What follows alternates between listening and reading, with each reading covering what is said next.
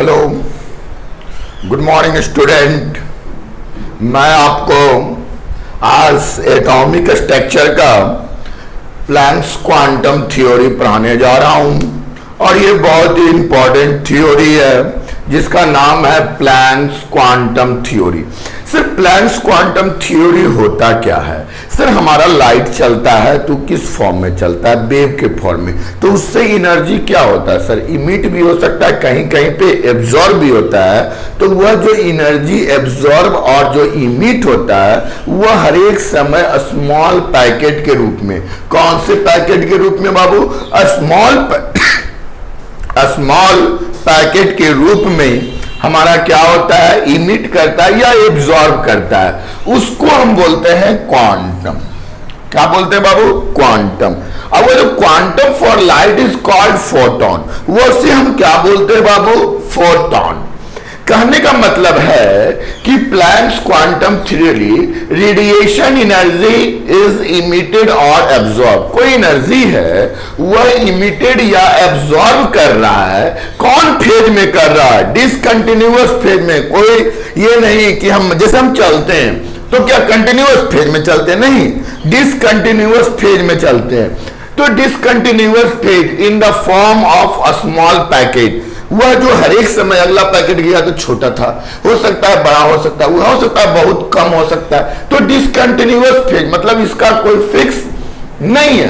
From A the small packet of energy, small जो packet of energy होता है उसे हम क्या बोलते हैं? Quantum.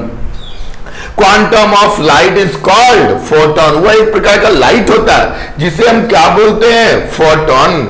Energy associated with photon is directly proportional to frequency.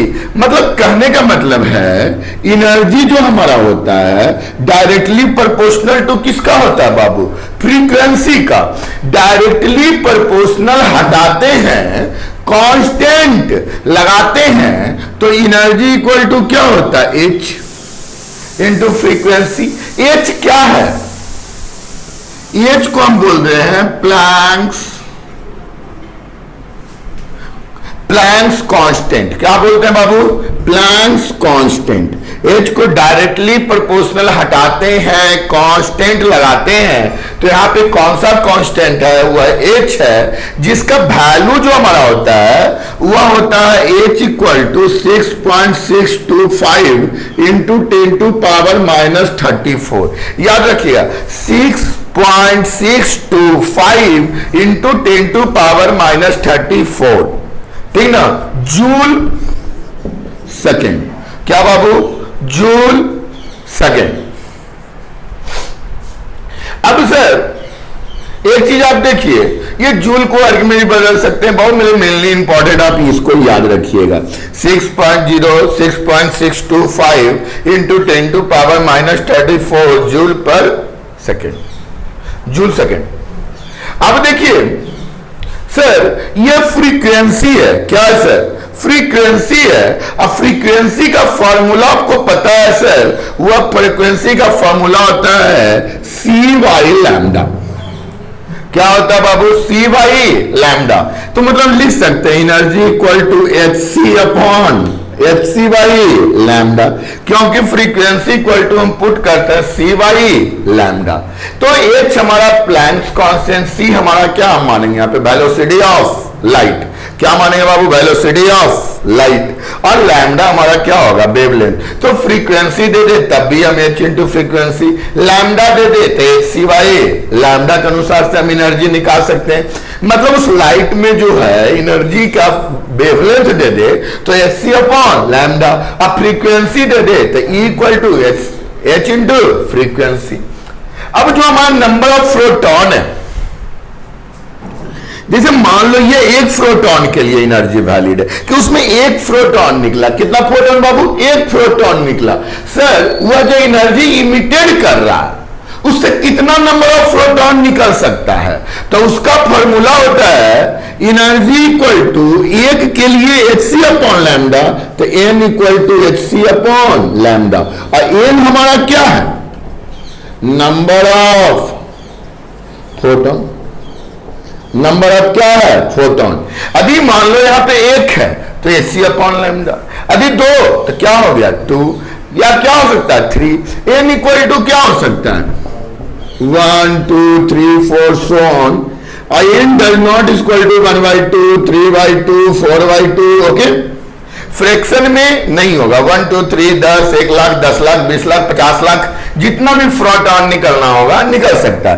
कहने का मतलब है कि यदि मान लो किसी लाइट का फ्रीक्वेंसी रहे, एनर्जी निकाल देंगे, वेवलेंथ रहे, एनर्जी निकाल देंगे, एनर्जी दिया रहे, वेवलेंथ दिया रहे तो नंबर ऑफ फोटॉन निकाल देंगे।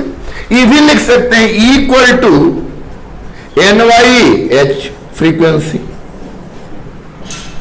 ओके, तो इस टर्म से हम बहुत सारे फॉर्मूला हम क्या कर सकते हैं, याद कर सकते हैं। E equal to H into V, E equal to H C upon lambda, N लगा देंगे photon N HC by lambda, और E equal to N HC by V. तो ये बहुत सारे टर्म हम पढ़ेंगे। अब इसको मिटाते हैं, इसके आगे बताते हैं आपको।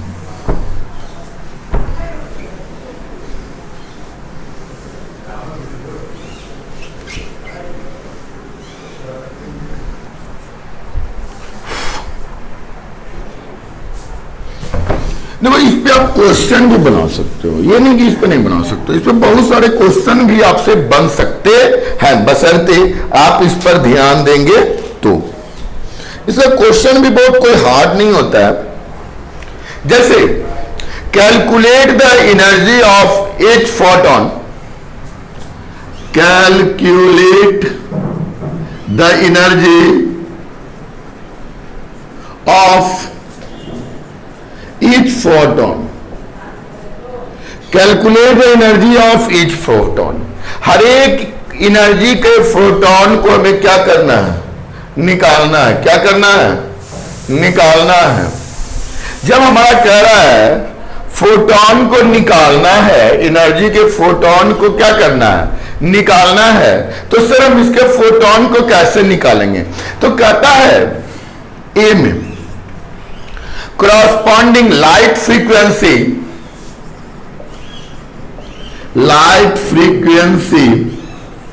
कौन फ्रीक्वेंसी बाबू, light frequency 3 into 10 to power 5, 3 into 10 to power 15 second inverse.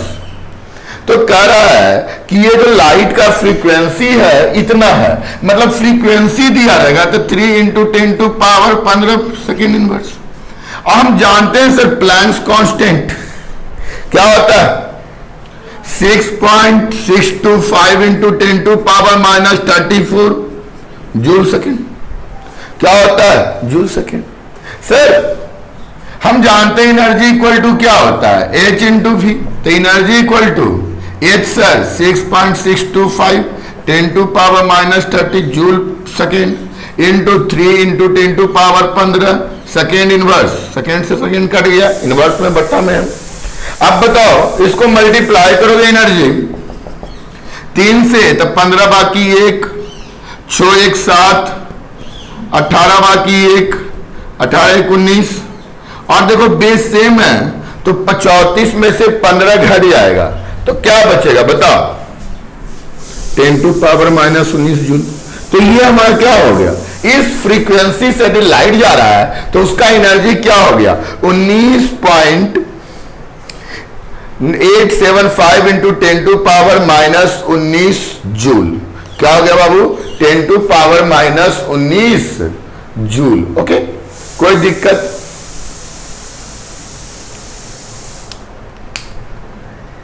दूसरा जो हमारा क्वेश्चन है, यदि वेवलेंथ दिया रहा है बी में, वेवलेंथ क्या दिया रहे बाबू, वेवलेंथ।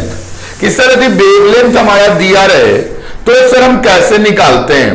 तो वेवलेंथ यदि सपोर्टेड हमारा दिया रहे बाबू कि वेवलेंथ सर है कितना, यदि सपोर्टेड मान लो 0.5 into 10 to power -10 metre, lambda मान लो 3 इंटू 10 टू पावर -10 मीटर। ये लैम्डा दिया हुआ, हमको नहीं पता इतना दिया हुआ है। कह रहा है या 0.5 भी ले लो, 0.5 into 10⁻⁻10 metre. Sir energy equal to क्या होता है, hc/λ। सर एनर्जी हमें निकालनी है ना, तो h हो गया कितना सर, 6.625 10⁻34 y h हो गया। भाई c वेलोसिटी ऑफ लाइट बताओ, 3 इंटू 10⁻8 मीटर पर सेकेंड बाई वेवलेंथ दिया हुआ है 0.5 इंटू 10⁻⁻10 मीटर। कैलकुलेट कर दोगे एनर्जी निकल जाएगा। तो किसी भी प्रकार का वेवलेंथ दिया रहे, चाहे एनर्जी दिया रहे, तो हम क्या कर लेंगे, निकाल लेंगे। वेवलेंथ दिया रहे, फ्रीक्वेंसी, इस तरह के बहुत सारे आपके पास क्वेश्चन आएंगे। देखो एक प्रकार का क्वेश्चन इस प्रकार भी आएगा,